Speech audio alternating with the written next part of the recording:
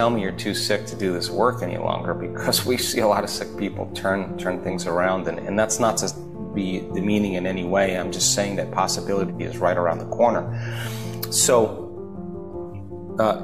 it turns out you have to get beyond your body in order to heal your body, because if you're still your body, your matter trying to change matter, it's just going to take time. And you can change your diet, and you can take all these supplements and all these medications, chemical balance, physical balance, but if you don't take care of that emotional component, your body's believing it's living in the same environment. So it's so important for people to understand that the process of change many times is not linear. To the person who has the transcendental moment where there's a tumor and then it's gone, you would say on the outside, oh, that person just got luckier. Why did it happen to them and not to me? But if you talk to that person, they'll tell you, I study, I read, I make sure I understand what I'm doing, I understand why I'm doing it. I haven't missed a meditation in 6 months. This is my medicine, nothing else has worked. That person's determined, you know, and so they understand that to change is to get beyond their body, to get beyond all the elements in the environment, to get beyond the predictable future and the familiar past and time, and it takes practice. But every time you're able to regulate, every time you're able to create brain and heart coherence, there's more order in the nervous system. Now I know, and like even people that come to our events that are in that novice group, I can say without a doubt now, just keep showing up. Just keep showing up for you. Keep believing in you. Keep going at it again. You stay in the batter's box. Keep your eyes open. Start swinging at fastballs. You're going to start hitting them if you keep practicing it.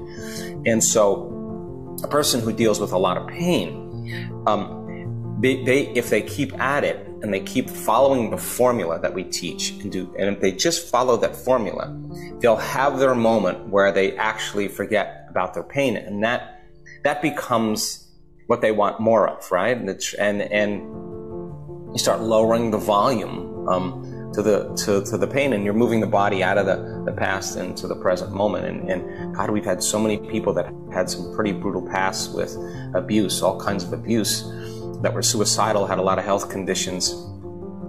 They come to the end, you know, in their meditation where they just think they can't go any further, getting ready to quit, you know, ready to give up.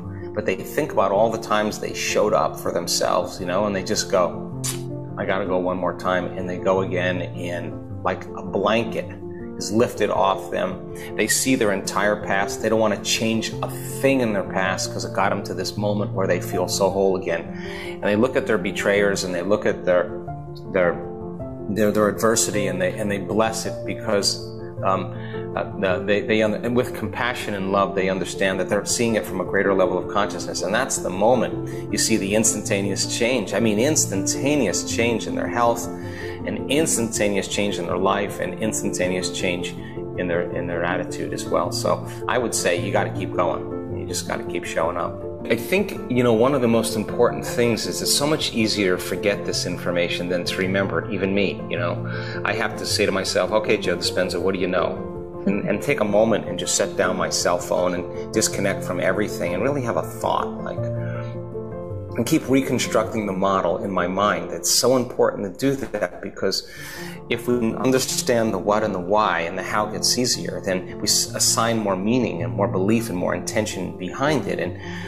And if you have to say, okay, if I'm living by these emotions that are familiar to me, then I'm signaling the same genes in the same way. Okay, now I have to be conscious of not feeling that way, and you have to make a different choice. And the hardest part about change is not making the same choice as you did the day before, because the moment you decide to do something differently and make a new choice, it's going to be uncomfortable. You're going to leave the known familiar world with the familiar emotions and thoughts and behaviors. The body, is the unconscious mind, is going to want to return back to what it knows, because we trained it that way. So it's a retraining process. So if the person says, okay, if I can marry a clear intention, I got to work on getting my brain more coherent. Okay, they got that in the formula. That'll be a good signal out. If I can slow my brain waves down, I can learn how to do that. I can get beyond my thinking analytical mind. I can enter the operating system of my autonomic nervous system, program that. Okay, if I can combine it with an elevated emotion, really practice trading that suffering or that pain for something else. Yeah, it may take me a little bit to feel that emotion, but I think if I keep working at it, I'll begin to change my emotional state. When I feel that emotional state, I'm not going to be thinking about the past. I'm going to be thinking about the future.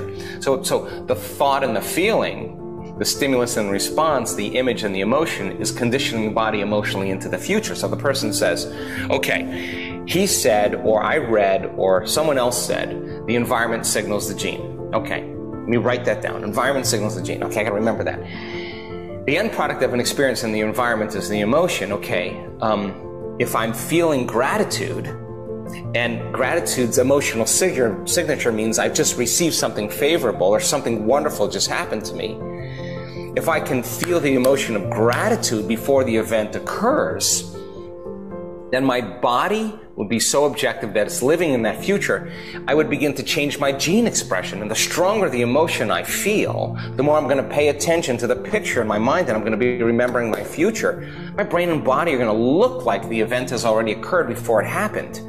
And if genes make proteins, and proteins are responsible for the structure and function of my body, and the expression of proteins is the expression of life, then I'm going to keep signaling these. I'm going to keep knocking on the door every day. And I don't care if my life is falling apart. I'm not going to fall to that familiar emotion. I'm not going to speak the same way. I'm not going to think the same way. What thoughts do I want to fire and wire in my brain? And with intention and attention, I'm going to keep reviewing them till it becomes an automatic thought in my head like you can.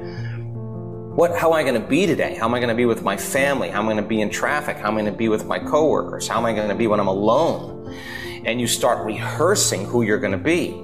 The brain in the present moment doesn't know the difference between the outer world or the inner world. The brain, what it's imagining looks real, and if we're present, the brain looks like you already did it. You're priming the brain. It's no longer a record of the past. Now it's a map to the future. You're in place. Keep practicing that rehearsal in your mind. It's going to become automatic, and you're going to start behaving like that person. Then you said, can I teach my body emotionally what this future feels like before it happens? If you could truly open your heart and truly feel that elevated emotion, if you kept practicing that, I promise you, you would feel more of that in your day and less of the other place. And meditation means to become familiar with. And how you think, how you act, and how you feel is your personality. And your personality creates your personal reality. That's the game, right? So when that occurs, then it's no longer about the past and what happened to you and the story people tell about that. They're telling a story of their future. In fact, they're more in love with their future than they are with their past. They believe in the future more than they believe in their past. And I think that when we believe in ourselves, we believe in possibilities. And when we believe in possibilities, we have to believe in ourselves. And showing up every day means you must believe it's true. When you stop showing up, then you don't believe it's true any longer. And enough people that have that kind of conviction literally step into a new body. They step into a new life. They step into a new future. And I hope that becomes the new normal.